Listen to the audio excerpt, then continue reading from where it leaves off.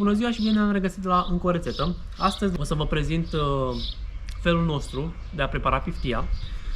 Ne apropiem de sărbătorile pascale și noi în fiecare an preparăm piftie. Anul acesta vom face din porcul tăiat de Crăciun și vă voi prezenta pe scurt rețeta, nu lungim foarte mult. Aici am o bucată de ciolan, cum îi spunem noi, și o bucată de carne cu os. Primul lucru pe care trebuie să-l facem este să fierbem carnea timp de 3-4 ore, până începe să desfacă de pe os această carne. O fierbeți doar în apă și atât. Fără sare, fără piper, fără cimbru, fără nimic. Am luat tuciul pe care trebuie să-l folosesc. Îl voi pune undeva în jos. Îl voi umple cu apă cât să acopere de fapt carnea. Eu am pus la ochi. Și punem carnea la fiert. O băgăm în apă, o scufundăm. Trebuie să mai completez un pic cu apă. Eu cam puțin.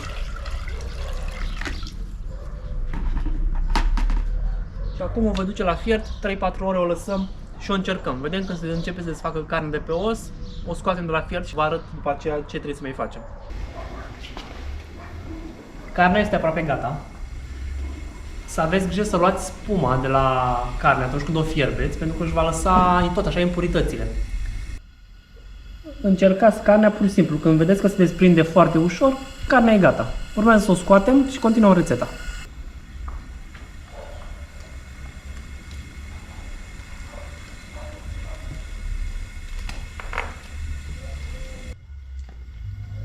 Ne-am apucat să curățăm usturoiul. Avem cam 4 căpățâni de curățat pentru piftie. Deci eu v-am spus, am avut un ciolan de porc și încă o bucată de carne, nu foarte mare.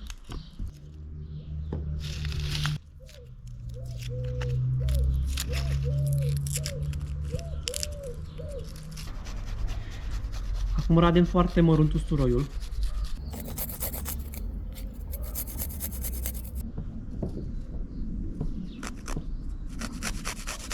Eu o să fac piftia în caserole. E mult mai ușor de depozitat în frigider, mai ales că acum nu mai e așa frig afară. Luăm ciolanul cu carne și grăsime care a avut-o și o împărțim în caserole. Eu așa fac. O să împart egal în fiecare caserolă.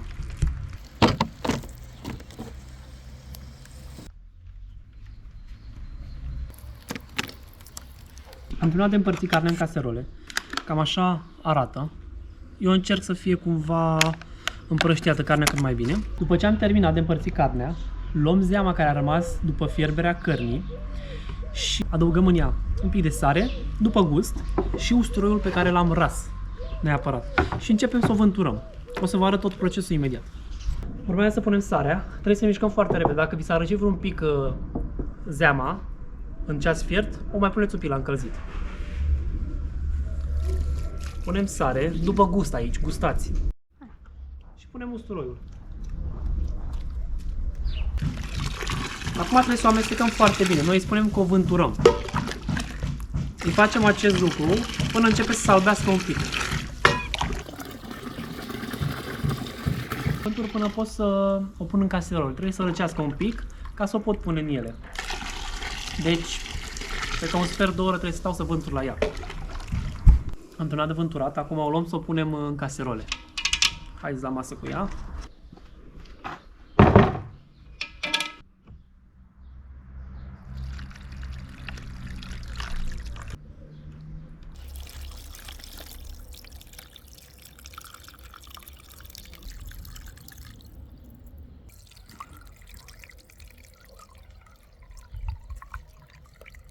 Cam aceasta a fost rețeta de piftie. Noi cam de fiecare sărbătoare pascală facem și piftie, pentru că ne place foarte mult și e foarte ușor de făcut. După cum ați văzut, se face destul de repede. Așteptăm un pic mai mult atunci când fierbe carnea. Carnea trebuie să desprindă de pe os foarte ușor. Acum, piftia urmează să o băgăm în frigider. Am pus un caserol pentru a o putea depozita un pic mai bine. După cum vedeți, trebuie să fie un pic albă, e deschisă la culoare. Pentru că atunci când o vânturăm, ea se deschide destul de mult la culoare. Dacă nu ați ajuns la această culoare, continuați, înseamnă că mai aveți un pic de vânturat. Acum, fiind Paște aproape, mai e o săptămână până la Paște, noi trebuie să o băgăm în frigider pentru că e foarte cald afară.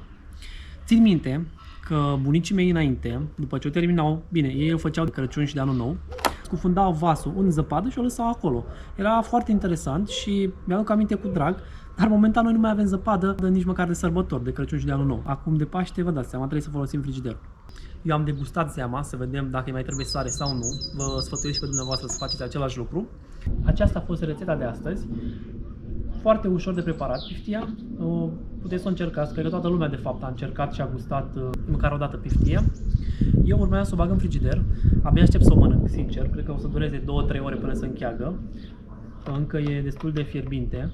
O mai țin un pic ca să nu o bag chiar așa în frigider. O mai țin cred că 10 minute, un sfert de oră. Și o să văd diseară cum a ieșit. Dacă v-a plăcut rețeta de astăzi, abonați-vă la canalul meu, apăsați butonul de like și ne vedem la următoarea rețetă. La revedere!